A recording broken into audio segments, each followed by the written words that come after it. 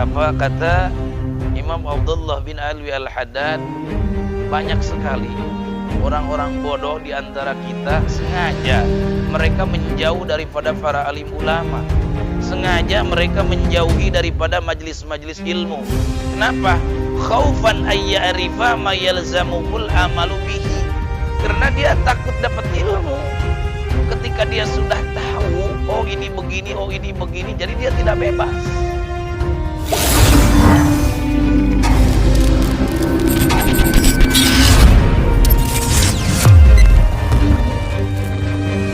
Assalamualaikum warahmatullahi wabarakatuh. Allahumma salli ala Sayyidina Muhammad wa ala ali Sayyidina Muhammad. Amma ba'du. Ikhwani fillah, saudara-saudaraku yang dimuliakan oleh Allah Subhanahu wa taala, bertemu lagi dalam channel yang sama, channel Abdul Aziz Ahmad. Masih kita mengkaji dan mengaji daripada kitab Al-Fawaidul Mukhtarah. Tetapi sebelumnya saya berterima kasih kepada siapa saja yang telah ikut serta dalam like, share, dan subscribe.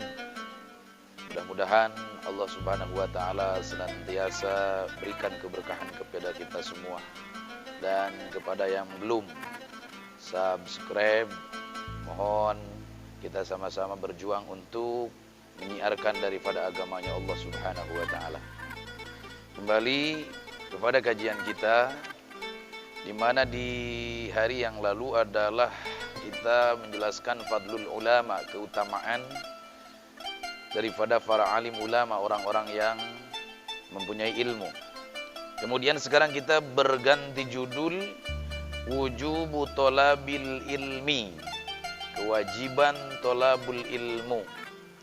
Jadi sini kita coba menjelaskan bagaimana sabda Rasulullah Shallallahu Alaihi Wasallam, firman Allah, kemudian komentar dan pendapat daripada para ulama tentang kewajiban menuntut ilmu. Kita ambil satu hadis Rasulullah Shallallahu Alaihi Wasallam. Kata Nabi, utlubul ilma walau bisin. Utlubul ilma, carilah oleh kalian ilmu walau bisin, walaupun ilmu tersebut berada di negeri Cina, walaupun kita harus pergi ke negeri Cina. Yang mana lanjutan daripada hadis tersebut, fa inna talabal ilmi fariidatun ala kulli muslimin. Karena sesungguhnya menuntut ilmu fariidatun, itu sangat-sangatlah fardu ala kulli muslimin, kepada setiap muslim baik laki-laki ataupun perempuan. Nah, di sini ada lafaz fariidatun. Faridun itu sigat mubalaghah. Dalam ilmu nahwu, sigat mubalaghah sangat fardu artinya. Memakai wajan fa'ilun. Nah, kemudian ditambahin dengan ta, ditambah dengan ta namanya ta li ta'kidil mubalaghah, untuk menguatkan sigat mubalaghah tersebut. Jadi inna tolabal ilmi fariidatun, karena sesungguhnya menuntut ilmu sangatlah fardu ala kulli muslimin, kepada setiap muslim. Hadis ini diriwayatkan oleh Imam Al-Baihaqi di dalam kitabnya Kitab Syu'abul Iman, nomor hadis 1543, dan Ibnu Abdil Bar dalam Jami'u Bayanil Ilmi dan selainnya. Ini termasuk daripada hadis Anas bin Malik radhiyallahu an. Qala Al-Baihaqi, menurut Imam Baihaqi, hada hadisun matnuhu masyhurun wa isnaduhu dhaifun. Hadis ini matannya masyhur tapi isnadnya dhaif. Ya, kembali kita yang kita fokus adalah kewajiban tentang menuntut ilmu. Utlubul ilma walau bisin. Kata Nabi, carilah ilmu walaupun sampai ke negeri Cina, walaupun ilmu tersebut ada di negeri Cina, saking wajibnya. Apa komentar Al-Imam Haddad Qala Sayyiduna al-Qutub Abdullah bin Alwi al-Haddad radhiyallahu an. Komentar Sayyiduna al-Habib al-Qutub Abdullah bin Alwi al-Haddad radhiyallahu an. Apa kata beliau? As-sinu, yang namanya sin itu adalah iklimun, satu daerah, ba'idun, yang sangat jauh sekali, min ab'adil mawadi'i, daripada sejauh-jauhnya tempat. Qalilun minan nasi, sangat sedikit sekali penghuninya, sangat sedikit sekali penduduknya. Itu zaman dulu, zaman Nabi, ya. Tapi sekarang Masya Allah, Cina adalah paling terbesar penduduknya. Qalilun minan nasi mayyasilu ilaihi libu'dihi, sangat sedikit sekali orang-orang yang sampai ke Cina, ke negeri Cina tersebut, libu'dihi, karena jauhnya. Fa idza wajaba 'alal muslimi ayyatlubal ilma wa in kana fi hadal mahallil ba'id, maka tatkala wajib kepada seorang muslim diwajibkan menuntut ilmu walaupun di tempat yang sangat jauh sekali. Fa kaifa la yajibu alaihi idza kana bainal ulama'i wa la yalhaquhu fi talabihi katsiru mu'natin wa la masyaqqatin katsiratin. Maka bagaimana tidak wajib kepada seorang muslim apabila dia berada di tengah-tengah ulama dan dia bisa pergi ke ulama tersebut tanpa memerlukan mengeluarkan biaya yang sangat banyak sekali. Jadi komentar Al-Habib Abdullah bin Alwi al-Haddad, di negeri Cina saja yang begitu jauh sekali, kita wajib mendatanginya. Kita wajib mendatangi ilmu tersebut kalau ilmu tersebut ada di negeri Cina. Nah, bagaimana ketika seseorang berada di tengah-tengah ulama dan tidak membutuhkan biaya yang sangat banyak sekali, apalagi begitu. Komentar daripada Habib Abdullah bin Alwi al-Haddad.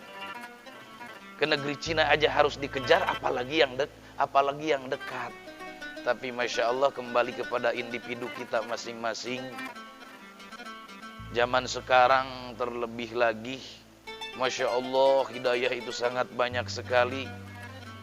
Orang-orang alim sangat banyak sekali. Bahkan di depan rumah kita, di masjid ada pengajian, di depan rumah kita ada majelis ta'lim. Tetapi Masya Allah, kita ogah, kita malas untuk mendatangi majelis-majelis tersebut. Padahal kalaupun di negeri Cina, saking tidak adanya di tempat kita, maka kita harus ke negeri Cina karena adanya ilmu di sana. Masya Allah, wajib kita mendatanginya. Apalagi yang dekat, tidak membutuhkan biaya yang sangat banyak sekali. Ikhwani fillah, saudara-saudaraku yang dimuliakan oleh Allah Subhanahu wa taala. Hifdzul Qur'ani fardu kifayatin wa qila sunnatun wa ta'allumul ilmi fardu ainin.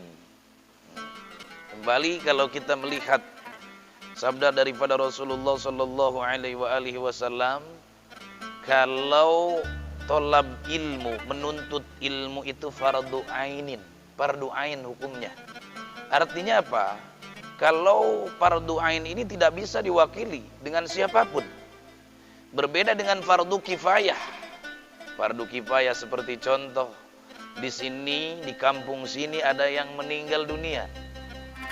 Kewajiban bagi kita secara kolektif semua fardu kifayah. Akan tetapi apabila ada satu saja di antara kita yang mengurus jenazah tersebut, maka gugur dosa daripada yang lain.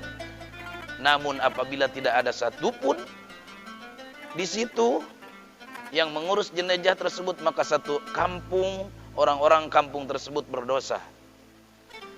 Nah, sama menuntut ilmu dengan menghafal Al-Quran. Hifdzul Qur'ani fardu kifayatin. Menghafal Al-Qur'an fardu kifayah. Bahkan menurut satu pendapat mah sunnah saja. Wa ta'allumul ilmi, sedangkan menuntut ilmu, mengkaji ilmu itu fardu ainin, fardu ain. Tapi sekarang terbalik.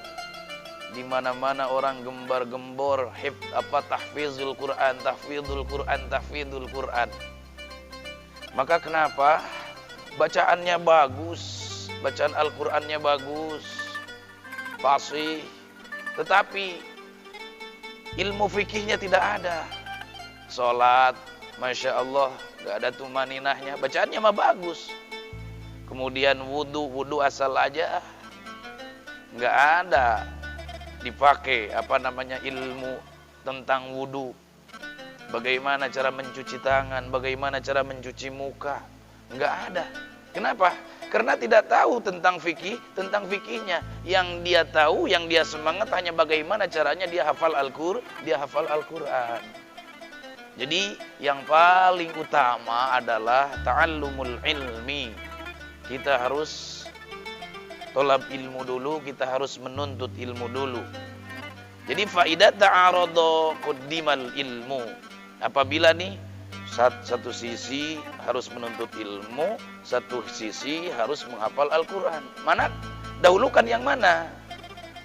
Maka quddimal ilmu, dahulukan menuntut ilmu, menghafal Al-Quran belakangan. Wala sayyiduna al-imam Abdullah bin Alwi al-Haddad radhiyallahu anhu wa nafa'ana bih. Wa rubbama izdanaba ba'dul juhali ahlal ilmi wa majalisal ulama'i khaufan ay ya'rifa ma yalzamuhul amalu bihi. Yadunnu anna dzalika udrun lahu wa hayhata. Kata Imam Abdullah bin Alwi al-Haddad, banyak sekali orang-orang bodoh di antara kita sengaja mereka menjauh daripada para alim ulama. Sengaja mereka menjauhi daripada majlis-majlis ilmu. Kenapa? Khaufan ayya'rifa ma yalzamuhul amalu bihi. Karena dia takut dapat ilmu. Ketika dia sudah tahu, oh ini begini, jadi dia tidak bebas.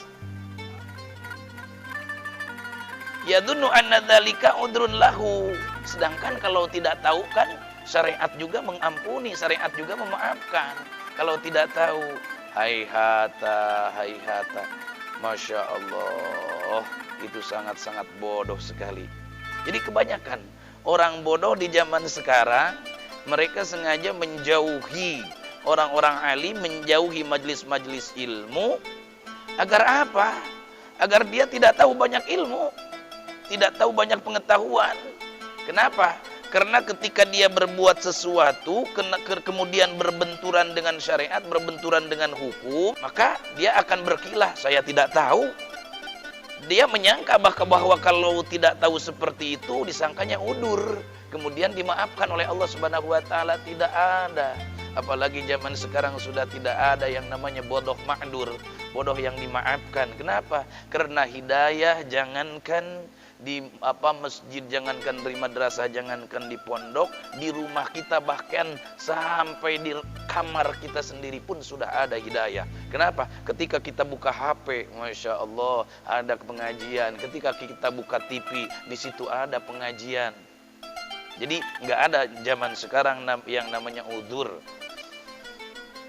Innama dzalika yaziduhu tasdidan wa mutalabatan. Kalau dia dengan alasan seperti itu, Masya Allah, dia sengaja menjauhi ulama agar dia dibilang bodoh. Kemudian ketika perbuatannya berbenturan dengan hukum, maka dia dibilang udzur dan dimaafkan oleh Allah Subhanahu wa Ta'ala. Tidak seperti itu.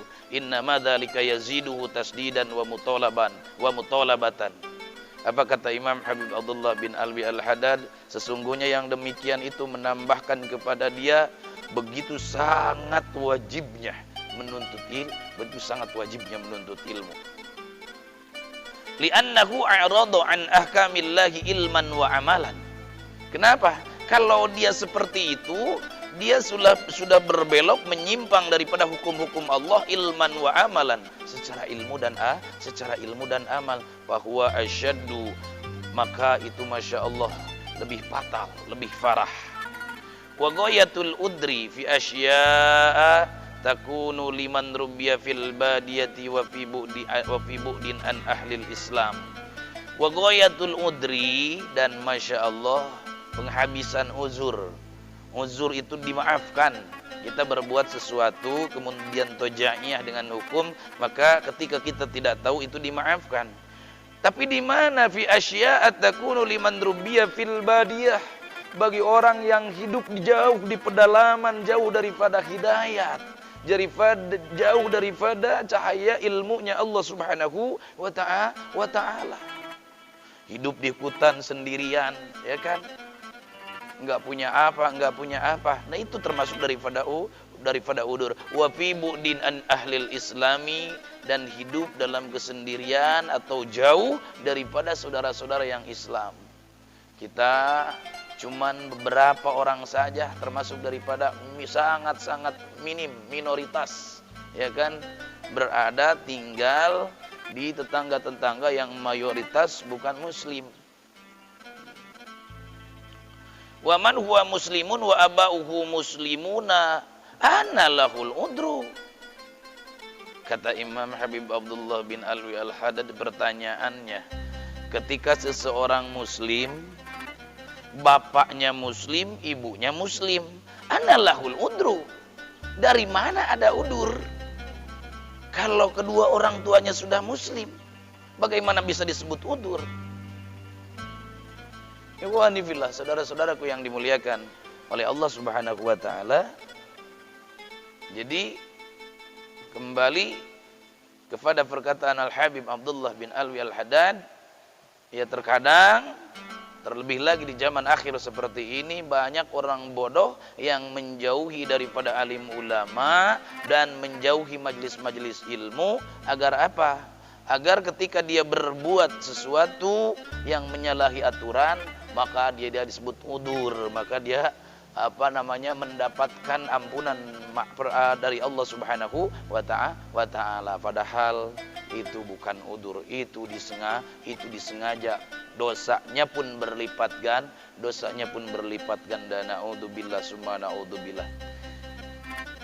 Yang dipardukan ilmu kepada kita itu apa saja sebetulnya? Yuftaradu 'alal muslimi talabu ilmi ma yaqa'u lahu fi halihi fi ayyi halin kana fa innahu la budda lahu minas salat fa yuftaradu 'alaihi ilmu ma yaqa'u lahu fi salatihi biqadri ma yuaddi bihi fardhus salati.